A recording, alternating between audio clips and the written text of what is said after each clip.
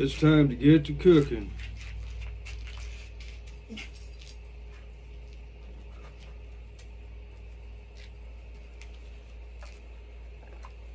Got to get the bed of coals started.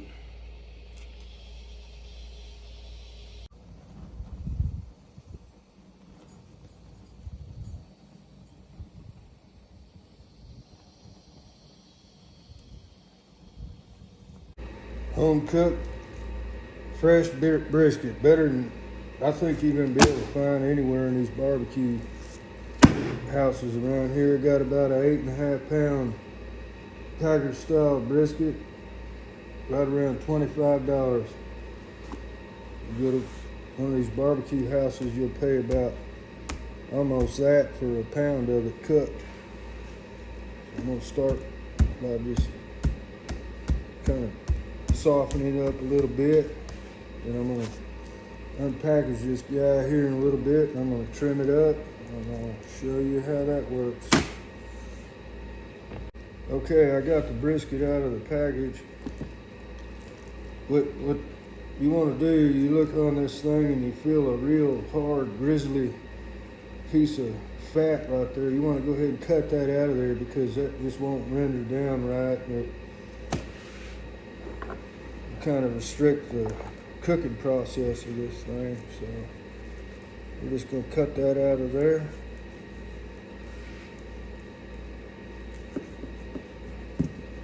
You don't have to throw this fat away either. You can grind it up and maybe have a dry piece of meat or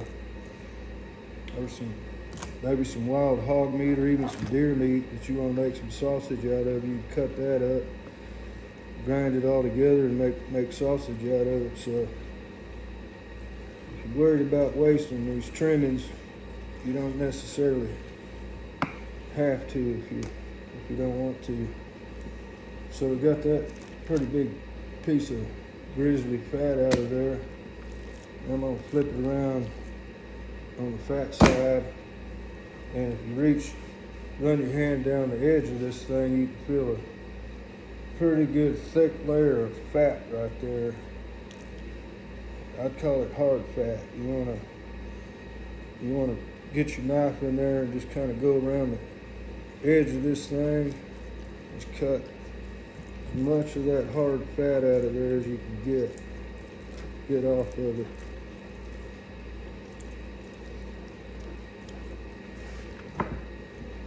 That looks pretty good right there. And then on the bottom side of this brisket, there's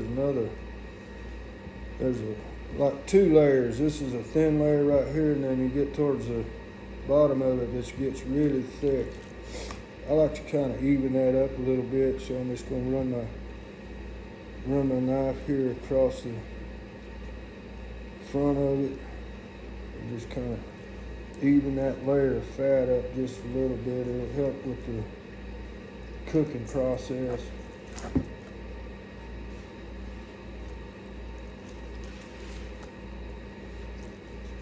And something like that. Then I'm gonna flip it around the other side and cut this. I want to square this front up a little bit. If you cook it, this right here is just going to get, in my opinion, get way too well done, and it's not going to really cook even. So I just like to cut the front off, just kind of square it up. You don't have to waste it either. You can cook it, feed it to your dogs, or grind it up, make hamburger out of it, whatever you want to do. But I just like to square that front end up, something like that. I think that looks pretty good. There's a line of fat that runs down in there. Might be a good idea to clean some of that out of there too, just to kind of even it up a little bit. Still has plenty of fat on it, on the fat side. You're gonna cook this about I'm gonna say about 10 hours with the fat side up, and all that fat's gonna render down into the meat. So if you're worried about taking away too much fat, I wouldn't worry about that. All right, I'm gonna let the fire get going and show you a dry rub mix that I came up with. I think it's gonna be pretty good. I'll get back here in a little bit.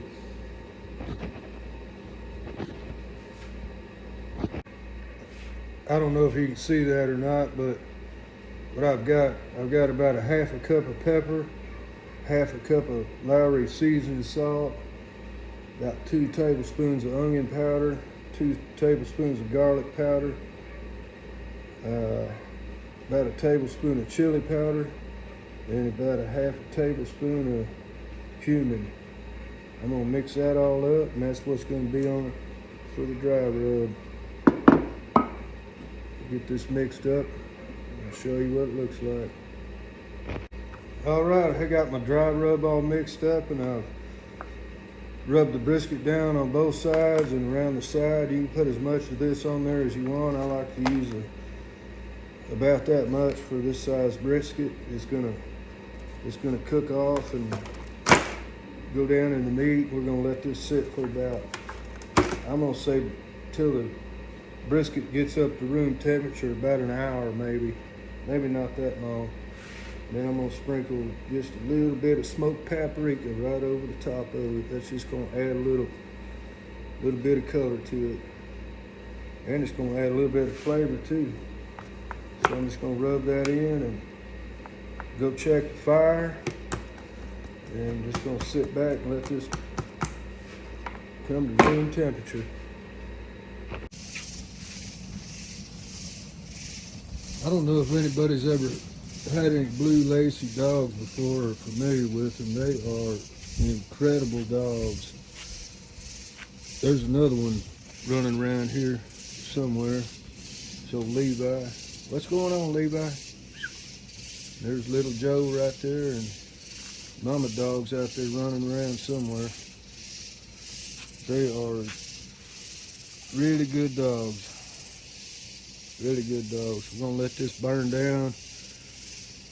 It's gonna probably take about 30-40 minutes. We need to get a good bed of coals, and what we're gonna do is sear that brisket on both sides, probably about 20-30 minutes on each side. And then I'm gonna show you what we're gonna do to it after that. There's Molly dog. She knows what's going on. She's hanging around waiting for some scraps. Anytime this grill gets fired up, she knows what's going on. Actually gotta watch her. She can be quite tricky. Come on, let's go.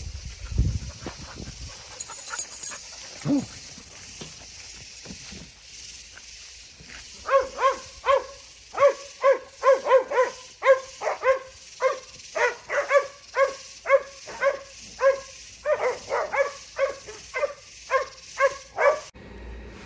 Maybe you haven't had this stuff since you were a kid, or maybe you haven't seen it at all, but I think this really makes this brisket come alive. Lowry seasoning salt. Pretty good stuff. Alright, got the brisket in there coming up to room temperature. I started the fire about 15 minutes ago, maybe 20. I don't know what time it is, about 8:40 or so.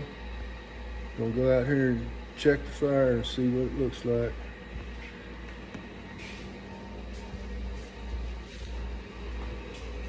Come on, Molly. Come on.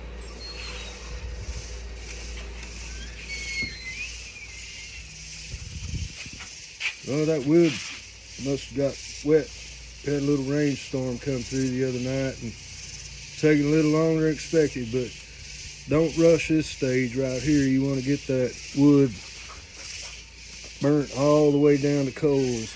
If you try to smoke a piece of meat and you still got bark left on that oak wood, it's just going to make it bitter. So practice patience here and let that wood burn down to get a nice good coal bed. Then you can sear your meat real good. Check back in a little while.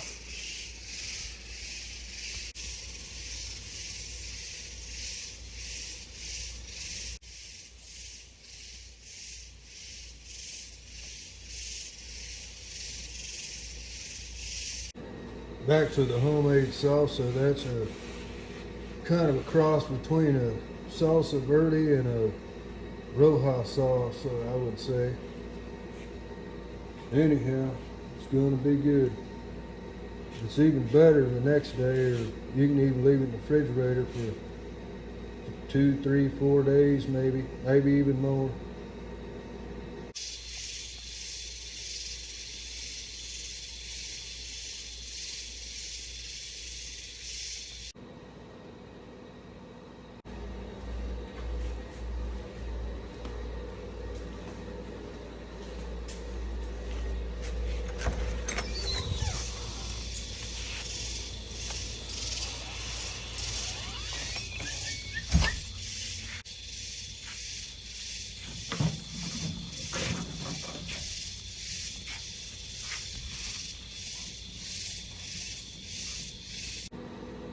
All right, it's been about 45 minutes. Brisket's about at room temperature right now, about 70, 72 degrees, roughly. It's about 94 degrees outside at 9:15 on a Saturday night, mid-June here in Central Texas. Let's go check the fire, get this thing going. All right, well, it's been about 45 minutes since I got the fire started. I think I've turned that temperature gauge, spun it around twice on this thing. It got really hot. I think it's pushed up a little less than 500 degrees right now. That's a little bit too hot, but for what we're doing right now, I think that's just about right. That char grill has been a good one. I had another one before this that I burned out the bottom of it. The reason I did, I used to put these big old logs in there, and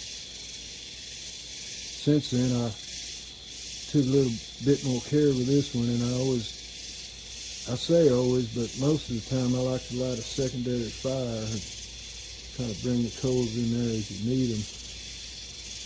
So let's see how this turns out. Just looking for a good sear on both sides. 30, 40 minutes, maybe a little longer. Let's look at that fire. I think it's just about right. Getting pretty close anyways. Let that burn down just a little bit longer. All right, it's been about 50 minutes or so since I lit this fire. It looks like it's just about right. All the flames are out. We got a nice bed of coals here. I'm not looking to cook this thing or bring the internal temperature up. What I'm looking to do is get a nice sear on it. Let's see how this goes. There we go. I think that's gonna be just about right. You know, just let this, gonna close the lid on it, come back in about 20 minutes or so and check it. And then we're gonna flip it. Do the same thing on the other side.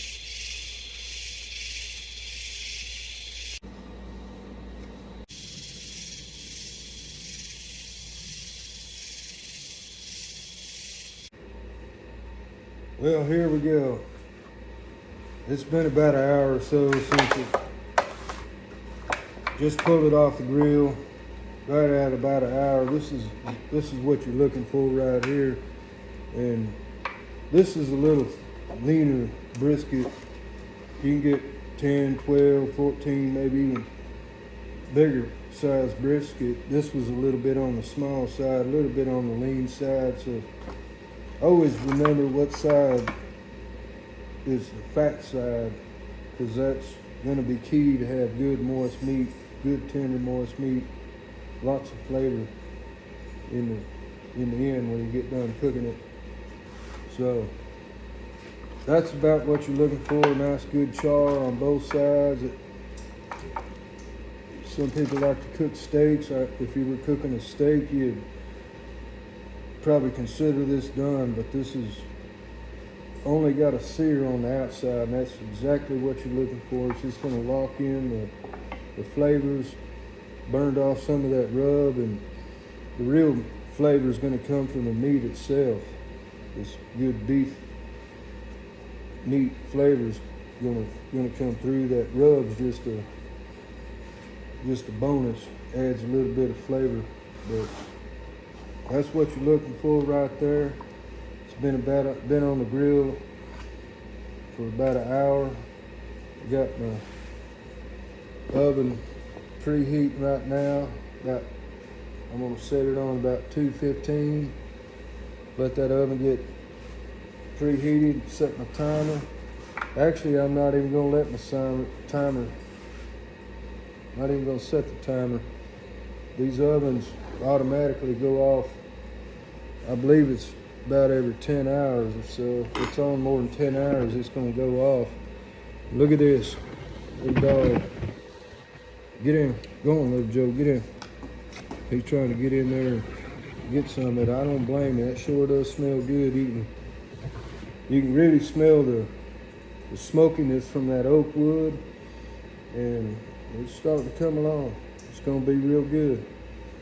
I'm gonna wrap some foil on this thing, pop it in the oven. I've been at this about, we're going on a little over 2 hours now, maybe 3. I gotta tell you, I gotta thank Bill for getting my barbecue loaded up with wood the other day. They left out of here.